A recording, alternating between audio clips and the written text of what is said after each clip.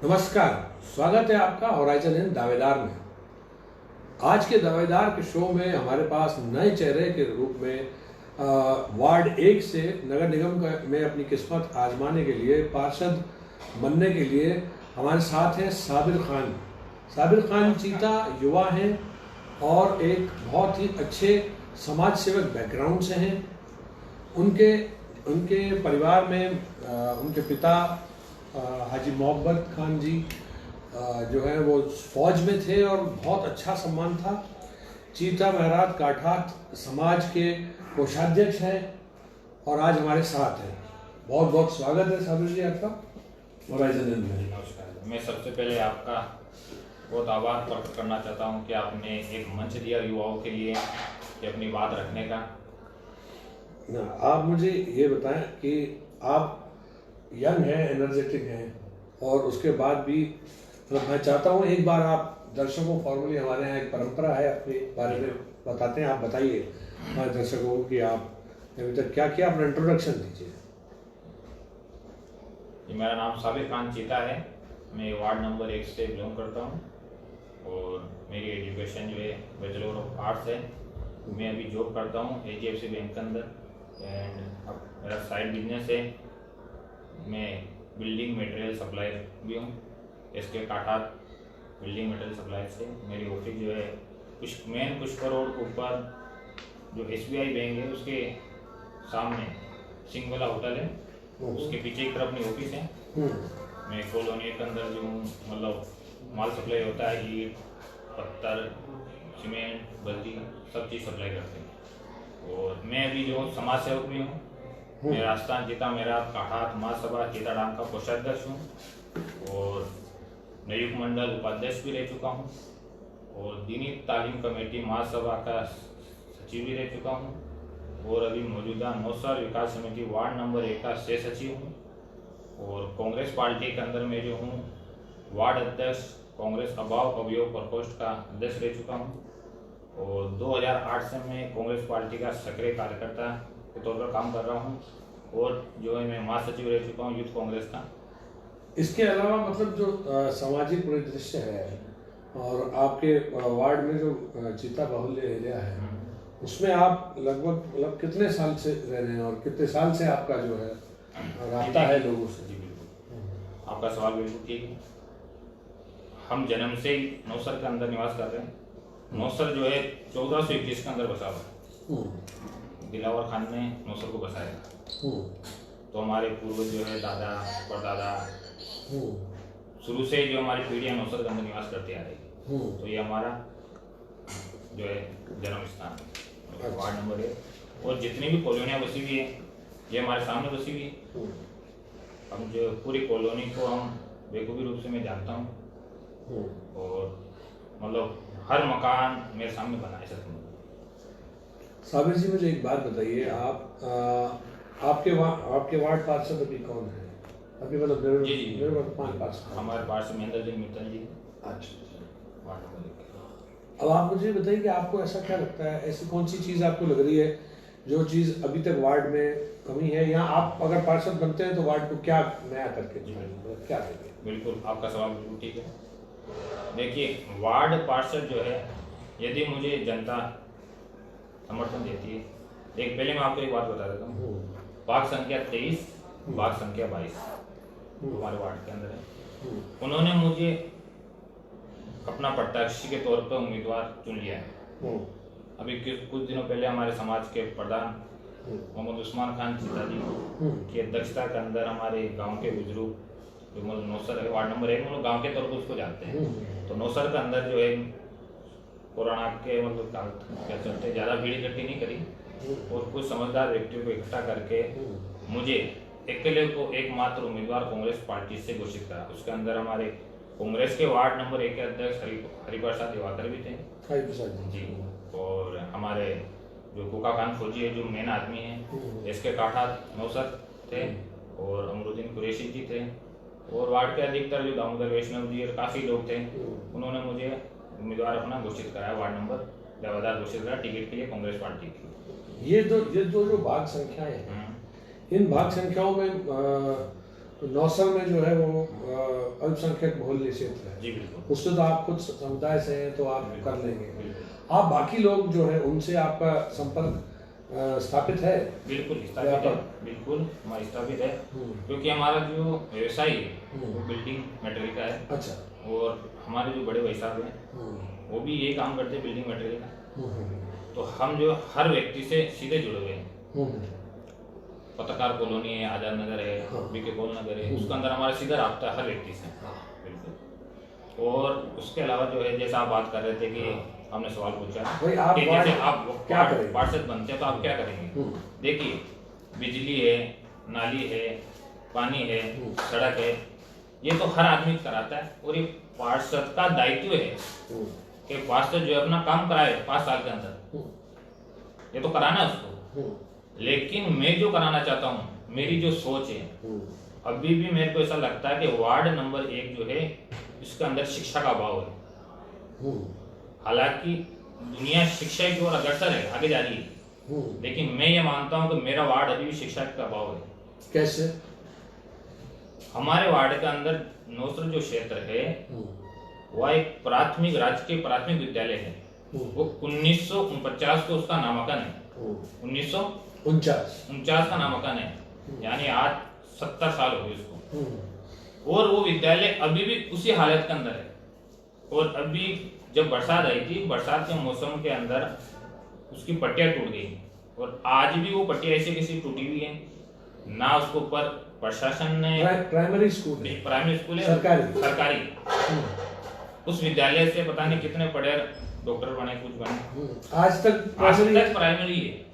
बताओ, अब प्राइमरी होने के कारण हमारा हैरत देखिए ये नोटिस करने लायक बात है। अगर प्रशासनिक लोग और जिम्मेदार लोग साबिर से हमारी ये बातचीत देख रहे हैं तो वो इस चीज को ध्यान दें कि 1949 से लेके 2020 तक इतने समय तक एक प्राइमरी स्कूल है एक वार्ड की, वो वही की वही है, प्राइमरी की प्राइमरी स्कूल है, और उसका 70 साल में अभी तक कोई उत्थान नहीं है। बहुत अच्छी बात। और तो मैं ये चाहता हूँ, यदि मुझे समर्थन देती है जनता और पार्टी मुझे मौका देती है, तो मैं मेरे वार्ड के अंदर जहाँ सेंटर होगा वहाँ मैं कोशिश करूंगा आला कमान से, सरकार से, कि वह एक माध्यमिक विद्यालय बना जाए, ताकि लोग, आजकल शिक्षा का अभाव है। हमारे जो अम्बेडकर कॉलोनी है, नौसर है, वह मजदूर तबका है। सुबह जाता है टिफिन बांध के, शाम को आता है। यदि सुबह काम पे नहीं जाएगा तो शाम को खाना नहीं खा सकता, ऐसा मजदूर तबका है। आप तो वाकिफ हो नौसर से, अम्बेडकर कॉलोनी से। तो मैं आप लोगों, आपके माध्यम से जनता को बताना चाहता हूँ कि यदि वह विद्यालय बनता है तो गरीब आदमी भी अपने बच्चों को एजुकेशन दे सकता है। लड़कियां पढ़ सकती है, नहीं तो लड़कियां जो है 5वीं तक पढ़ती है, उसके बाद के अंदर कौन पढ़ाता है, कि बच्चे आगे पढ़ाते नहीं है। क्योंकि जो विद्यालय है बालिकाओं का वो सिनेवर्ल्ड की तरफ है, वो काफी दूर पड़ता है। तो वैसे भी हमारे तो आपको मालूम है बच्चों को कम पढ़ाते हैं, लेकिन एक बहाना मिल जाता है, दूर है तो कोई पढ़ेगा नहीं। यदि विद्यालय, यदि मुझे मौका मिलता है तो मैं माध्यमिक विद्यालय की कोशिश करूंगा और जो है समाज को आगे बढ़ाऊंगा, शिक्षित के अंदर अपना पूरा योगदान दूंगा। और दूसरी जो सबसे बड़ी समस्या है वो है, हमारे वार्ड के अंदर अभी भी जो है लोगों के पास वर्षों से रह रहे, उसके खानदान दादा परदादा, लेकिन उनके पास अभी पट्टा नहीं है। मकान का पट्टा होना बड़ा जरूरी है। आजकल यूआईटी आ जाती है, साहब इसको हटाओ, क्या सबूत है तुम्हारे पास, लाइट का बिल है, नहीं तुम्हारे पास और क्या सबूत है, लाइट का बिल तो कोई भी लगा लेता है, राशन कार्ड है साहब, नहीं राशन कार्ड नहीं, क्या है। तो पट्टा होना बहुत जरूरी है। नौसर के लोगों के पास पट्टे वाकई बहुत समय से नहीं है, बहुत समय से नहीं। तो इसके लिए हमने पहले भी कोशिश करी है, अभी कोशिश हमारी जारी है, लेकिन अब हमने समझा कि 70 साल तक हमारा कोई नेतृत्व करने वाला नहीं था। तो अब हमने समझा कि ये क्यों नहीं हो रहा कि हमारा कोई नेतृत्व करने वाला नहीं। तो ये नेतृत्व करने के लिए वार्ड नंबर 1 के विकास के लिए मैं आगे आ रहा हूँ। और एक जो मैं काम करूंगा वो मैं काम करूंगा वार्ड नंबर 1 के अंदर एक खेल का मैदान तैयार करूंगा, जिसके अंदर 400 मीटर का ट्रैक होगा, जिसके अंदर आर्मी के लिए बंदे तैयारी करेंगे, लड़के आर्मी हो, पुलिस हो, फोर्स के अंदर तैयारी करेंगे। और उसके अंदर एक बास्केटबॉल का जो है मैं तैयार करूंगा कि बास्केटबॉल खेलने से जो है बच्चों के अंदर फुर्तीली आ जाती है। आजकल क्या मतलब लोग मोबाइल चलाते हैं बच्चे, अब उसके पास कोई ग्राउंड नहीं है तो कहाँ जाएंगे, ग्राउंड होगा तो वो जाके वो खेल भी सकते हैं। उसका टाइम फिक्स करेंगे कि सुबह 9 बजे तक कोई क्रिकेट नहीं खेलेगा और शाम को जो है 3 बजे से पहले कोई क्रिकेट नहीं खेलेगा, वो रनिंग करेंगे बच्चे उधर।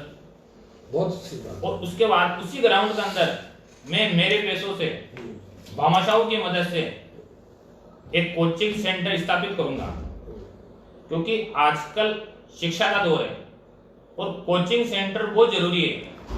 क्योंकि आपको मालूम है आजकल 9th क्लास पढ़ता बच्चा वो भी कोचिंग पढ़ता है, 5th क्लास पढ़ता वो भी कोचिंग पढ़ता है, लेकिन जो गरीब और निर्धन बच्चे परिवार से आते हैं वो अपने बच्चों को कोचिंग नहीं पढ़ा सकते। तो मैं उसके लिए वो व्यवस्था करूंगा अपने स्तर पे भामाशाह की मदद से, तो उसका कोचिंग स्थापित करूंगा उसके अंदर, और उसके अंदर जो RS IS की तैयारी करूंगा, ताकि बच्चे जो आगे बढ़े। वार्ड नंबर 1 और उसका नाम रखूंगा मैं मेरा देश मेरी पहचान, मेरा वार्ड मेरी पहचान। वाह, बताइए। देखिए, ये नए चेहरे और नए लोगों से बात करके जो विजन मिलता है, जो इनकी कार्य करने की योजनाएं मिलती हैं, उससे मालूम पड़ता है कि देखिए कितनी युवा और कितनी फ्रेश एनर्जी एक नया इंसान लेकर आता है। बहुत बहुत शुभकामनाएं आपको साबिर जी, हमारी तरफ से बहुत बहुत साधुवाद कि आप इतने अच्छा ख्याल रखते हैं। हम चाहेंगे कि हम आपको बहुत जल्द नगर निगम में बतौर पार्षद देखें। जी बिल्कुल शुक्रिया। मैं आपको बता देना चाहता हूँ, मेरे पिताजी जो है वो जो है उन्होंने देश की सेवा करी है। वो भारतीय सेना के अंदर थे। 1972 की लड़ाई के अंदर उन्होंने अपना महत्वपूर्ण योगदान दिया। जो विजय हुए थे हिंदुस्तान पाकिस्तान से, उसके अंदर उन्होंने महत्वपूर्ण योगदान दिया उन्होंने। उसके बाद के अंदर उन्होंने जो है इंडियन रेलवे के अंदर अपनी सेवाएं दी। उसके बाद के अंदर उन्होंने जो है सन 2000 से 2005 तक जो है। आप हमारे दर्शकों को अपने पिताजी का नाम बताइए। जी मेरे पिताजी, और वो घटना है ना वो, जी बिल्कुल राजीव गांधी से जुड़ी, बिल्कुल वो घटना। जी मेरे पिताजी का नाम है स्वर्गीय श्री मोहब्बत खान चीता।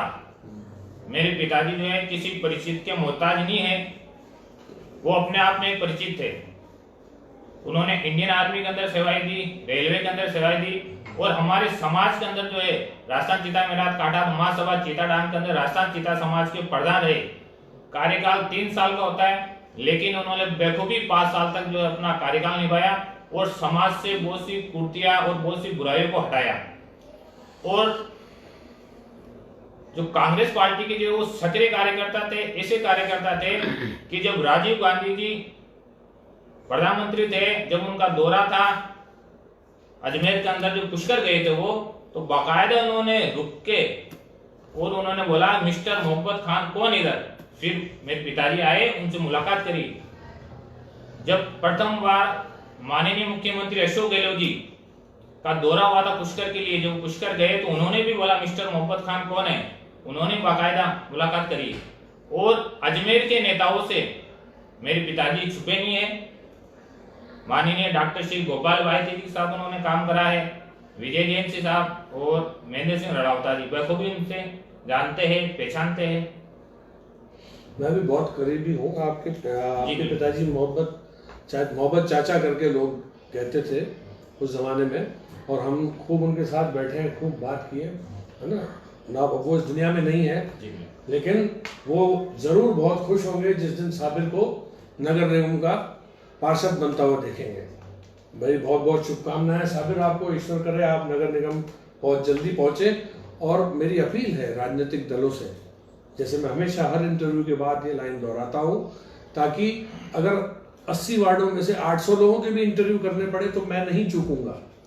मैं हर उस नए चेहरे को मंच देने की कोशिश कर रहा हूँ, और अगर 800 बार भी मुझे ये लाइन बोलनी पड़ेगी तो मैं बोलूँगा कि मैं अपील करता हूँ राजनीतिक दलों से, वहाँ बैठे प्रभावशाली लोगों से, कि ऐसे नए चेहरों को, ऐसे नए लोगों को मौका दें। ऐसे नए लोगों को आप अपनी योग्यता सिद्ध करने के लिए प्लेटफॉर्म प्रदान करें, जिस तरह से होराइजन हिंद न्यूज़ प्रदान करता है। फिर किसी वार्ड के नए चेहरे से सर एक बात कर। हाँ बोलिए। जनता 5 साल के लिए उम्मीदवार को चुनती है कि 5 साल कार्य करेगा, लेकिन मैं मेरे वार्ड वासियों को कहना चाहता हूं, मुझे 1 साल मौका दे, यदि मेरे कार्यकाल पसंद नहीं आवे, मेरे काम करने का तरीका पसंद नहीं आवे, तो आप मुझे बोल देना, जिस चौराहे में इस्तीफा दे दूंगा अपना। बताइए, सिर्फ 1 साल मांग रहा हूँ। इतनी नेक नियत और साफ नियत है इन नए चेहरों की, फिर किसी वार्ड के नए चेहरे किसी नई सोच के साथ मिलेंगे। जय श्री कृष्ण।